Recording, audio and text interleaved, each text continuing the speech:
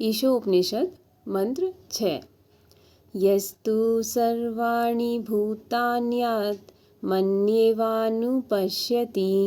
सर्वभूतेषु चात्मानं ततो न विजुगुप्सते।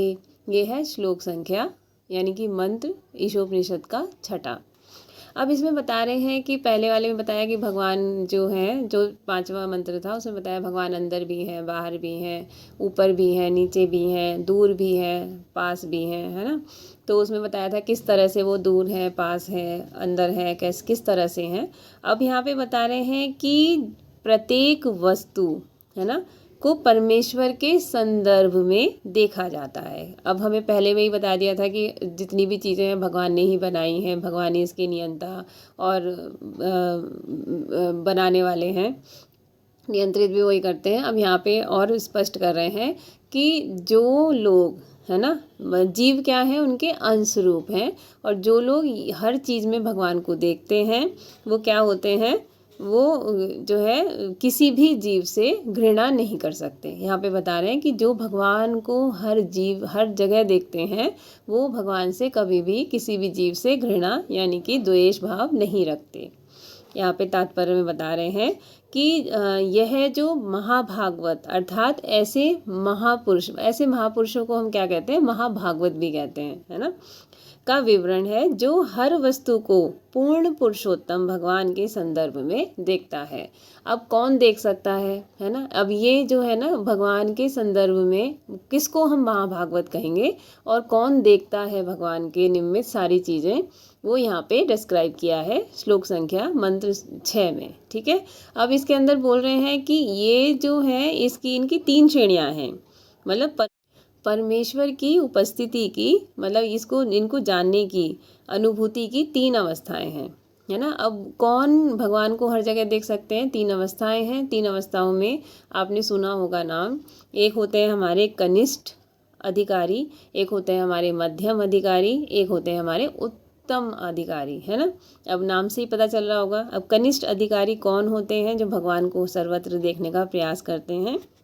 ये सबसे निम्न श्रेणी है, मतलब इन तीनों अधिकारियों में ये सबसे निम्न श्रेणी है, मतलब जो लोग नए नए आते हैं।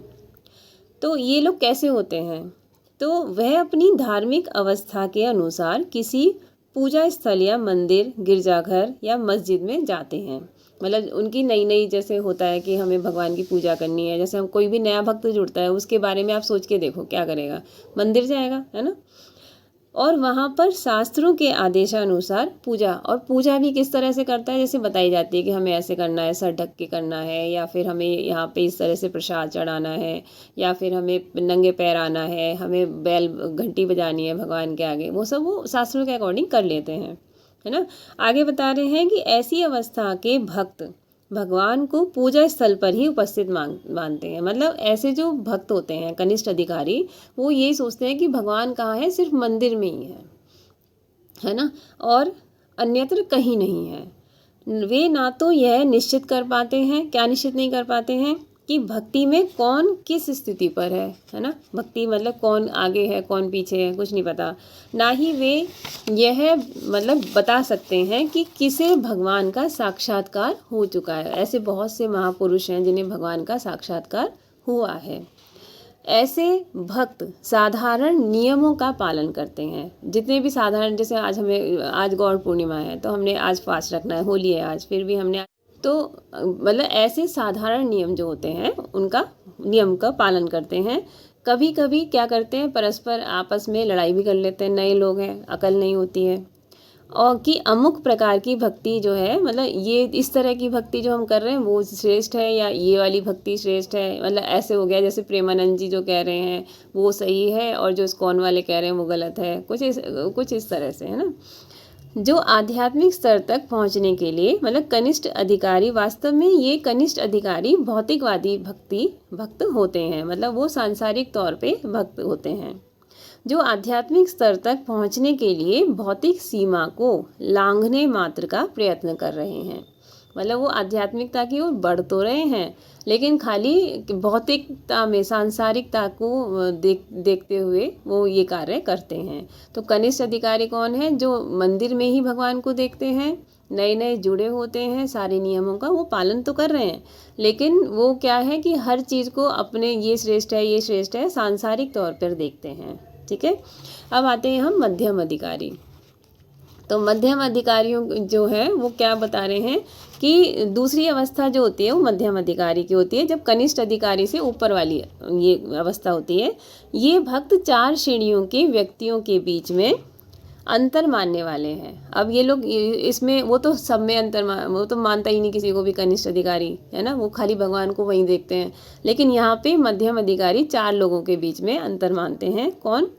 परमेश्वर पहले, भगवत भक्त, मतलब परमेश्वर अलग, भगवत भक्त अलग, वे अबोध जन जिन्हें भगवान का कोई ज्ञान नहीं है ना, और चौथे नास्तिक। नास्तिक कौन? जो भगवान पर श्रद्धा नहीं रखते और भक्ति करने वालों से घृणा करते हैं। ठीक है, तो परमेश्वर को अलग मानते हैं, भगवत भक्त को अलग मानते हैं, और जो अबोध जन है, जिनको मतलब ज्ञान ही नहीं है, भगवान का कोई ज्ञान नहीं है, उनको अलग मानते हैं, और जो नास्तिक होते हैं, भगवान के बारे में पता है लेकिन वो मानते नहीं हैं। ठीक है, तो इन 4 लोगों में वो डिफ्रेंशिएट करते हैं। इन 4 श्रेणियों के मनुष्यों के प्रति वो पृथक पृथक प्रकार का बर्ताव करते हैं। ठीक है, वह भगवान को प्रेम के पात्र मानकर उनकी पूजा करता है, भगवान की पूजा करते हैं, और भक्ति करने वालों से मैत्री स्थापित करता है, और जो उन्हें वो अच्छे लगते हैं जो भक्ति करते हैं, मध्यम अधिकारियों को।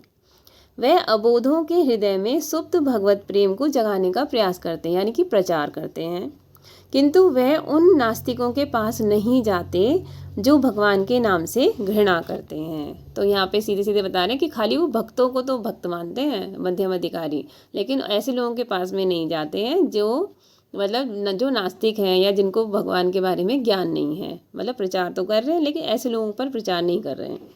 अब आते हैं हम उत्तम अधिकारी पे। मध्यम अधिकारी यानी कनिष्ठ और मध्यम के भी ऊपर सबसे सर्वोत्तम कौन होते हैं? उत्तम अधिकारी, जो भगवान को सर्वत्र देखते हैं। कैसे? जो प्रत्येक वस्तु को परमेश्वर से संबंधित देखता है ना। ऐसा भक्त नास्तिक तथा आस्तिक में भेदभाव नहीं करता, अपितु हर एक को ईश्वर के अंश के रूप में देखता है। वह जानता है कि एक विद्वान ब्राह्मण तथा गली के कुत्ते में कोई बड़ा अंतर नहीं है। मतलब वो जानवर, पशु पक्षी सबको भगवान के निमित्त, भगवान के संदर्भ में ही देखते हैं। और आगे बता रहे हैं कि ये जो छठा मंत्र है में यह स्पष्ट रूप से उल्लेखित है कि मनुष्य को चाहिए कि वह ठीक से देखे। क्या देखे? इसका अर्थ यह हुआ कि वह पूर्ववर्ती हम किसको अनुसरण करें? तो हम किसको अनुसरण करें? जो हमारे पूर्ववर्ती जो आचार्य रहे हैं, हमें उनका अनुसरण करना चाहिए, जो कि क्या थे? प्रामाणिक शिक्षक थे। प्रामाणिकता मतलब ये तो 2-3 शब्द है ना, प्रामाणिकता, संप्रदाय, और ये जो है ये मतलब एक रिलेशन इस्टेब्लिश करता है कि जो बहुत भगवान से जो परंपरा चली आ रही है उसको ये इस्टेब्लिश करता है। ठीक है, इस प्रसंग में क्या बता रहे हैं? अनुपश्यति मतलब अनु का मतलब क्या है? अनुसरण करना, और पश्यति का अर्थ है देखना। तो हमें किसका अनुसरण करके किसको देखना है? हमारे आचार्यों को। इस प्रकार अनुपश्यति शब्द का अर्थ यह हुआ कि वह वस्तुओं को उस रूप में ना देखे जिस तरह वह अपनी खुली आंखों से देखता है, प्रत्युत पूर्ववर्ती आचार्यों का अनुसरण करे। मतलब जो चीज़ हमें दिख रही है वो ऐसे नहीं, वो अंदर से आचार्यों का वो करके हर चीज़ में भगवान का संबंध देखना चाहिए। और आगे बता रहे हैं कि कोई तब तक ठीक से नहीं देख सकता जब तक उसने किसी श्रेष्ठ स्रोत से, स्रोत क्या है? हमारे भगवत गीता, भागवतम, है ना, पुराण से सुन ना रखा हो, है ना, या पढ़ ना रखा हो। और सर्वोच्च स्रोत वैदिक ज्ञान है, और जितने भी स्रोत हैं ये क्या है? वैदिक ज्ञान है, वेदों से आए हुए हैं, जो स्वयं भगवान द्वारा दिया गया है ना, भगवान के द्वारा इन्हें दिया गया है। वैदिक सत्य गुरु शिष्य परंपरा द्वारा भगवान से ब्रह्मा से नारद से व्यास, और व्यास से उनके कई शिष्यों तक आता है। क्योंकि तब लोग अधिक अब ये क्या थे, श्रुति बोलते थे इन सब चीज़ों को, क्योंकि वो खाली सुनकर ही उनका अनुसरण कर लेते थे, उन्हें याद रहता था। लेकिन अभी हम लोग क्या हैं, कलयुग के वासी हैं, तो हमें तो जो पढ़ रहे हैं, बोल रहे हैं, वो हम भूल जाते हैं, है ना। आगे बता रहे हैं कि व्यासदेव की जो है ये अंतिम परम पूर्ण तथा भव्य कृति क्या है, श्रीमद् भागवत है, जो कि क्या है, वेदांत सूत्र का सहज भाष्य है। तो हम व्यासदेव जी जो उनके भगवान के अवतार हैं, है ना, साहित्यिक अवतार हैं, तो वो कह रहे हैं कि इनकी जो अंतिम जो प्रतिलिपि है वो क्या है, श्रीमद् भागवत है, जिसमें भगवान की लीलाएं हैं। और आगे बता रहे हैं भगवत गीता भी एक कृति है, कृति बोल रहे हैं, और कहाँ से आई है, ये भगवान ने खुद बोली है, अपने मुख से निकाली है, जो कि उन्होंने खुद स्वयं प्रवचन दिया है, और व्यासदेव ने उनको क्या किया है, मतलब इसको लिपिबद्ध किया है। भगवान ने बोली है और व्यासदेव जी ने क्या किया है, इसको लिपिबद्ध किया है। और आगे बता रहे हैं कि जो और जितने भी जो शास्त्र हैं, है ना, जिसमें भागवत के सिद्धांतों का, भगवत गीता के सिद्धांतों का क्या किया है, बहिष्कार किया है, वो क्या है, सारे अवैध हैं, जिसमें ये सब चीज़ें नहीं हैं। मतलब जो अत्यंत महत्वपूर्ण शास्त्र है, और ऐसी कोई भी टीका जो भगवत गीता या भागवत के सिद्धांतों के विपरीत है, वो क्या है, अब मतलब अवैध है, वो मान्य नहीं है। आगे बता रहे हैं कि जो हमारी ये है उपनिषदों, वेदांत सूत्रों, वेदों, भगवत गीता तथा श्रीमद् भागवत के मध्य पूर्ण साम्य है, मतलब इनमें एक तरह से रिलेशन है। और किसी को वेदों के संबंध में तब तक किसी भी निर्णय पर नहीं पहुंचने का प्रयास करना चाहिए जब तक उसे व्यासदेव की गुरु शिष्य परंपरा के सदस्यों से आदेश ना प्राप्त हो जाए। अपने आप कोई टीका नहीं देनी है, सिर्फ उन्हीं की परंपराओं को फॉलो करना है। अब यहाँ बता रहे हैं कि भगवत गीता के 18वें अध्याय के 54वें श्लोक के अनुसार जो पहले से मुक्त है और प्रत्येक जीव को अपना भाई बंधु जानता है, वही क्या बन सकता है, उत्तम अधिकारी बन सकता है। उसी को ये अधिकार प्राप्त है, वही भगवान को सर्वत्र देख सकता है। और क्या बोल रहे हैं, उत्तम अधिकारी भौतिक शरीर में ही, भौतिक शरीर मतलब ये जो हमारी बॉडी है, में ही जीवात्मा का दर्शन करता है। और भौतिक शरीर मतलब खाली मनुष्यों की नहीं, जितने भी जीव हैं, और आत्मा के रूप में उसकी सेवा करता है। इस प्रकार भौतिक पक्ष की स्वतः सेवा हो जाती है। तो अगर हमें क्या बताया, अब इस पूरे श्लोक के अंदर, इस मंत्र के अंदर सीधे सीधे क्या टिप्पणी दी गई है कि ये जो 3 तरह के जो लोग हैं, जो 3 तरह की ये जो श्रेणियां बताई हैं, मतलब भगवान की उपस्थिति की और अनुभूति की 3 अवस्थाएं जो ये बताई हैं, कनिष्ठ, मध्यम और उत्तम, ये क्या है, ये ही केवल भगवान को हर वस्तु को भगवान के संदर्भ में देख सकती है, ये यहाँ पे बताया गया है। और भगवान सर्वत्र है, मतलब कौन भगवान को जान सकता है, तो सबसे ज़्यादा जो उत्तम श्रेणी है वो क्या है, उत्तम अधिकारी। हरे कृष्णा। होप सो आप लोगों को समझ में आया होगा। तो भगवान को देखना मतलब उत्तम अधिकारी बनना, और अपने पूर्ववर्ती आचार्यों का अनुसरण करना ही हमारा परम कर्तव्य है। हरे कृष्णा।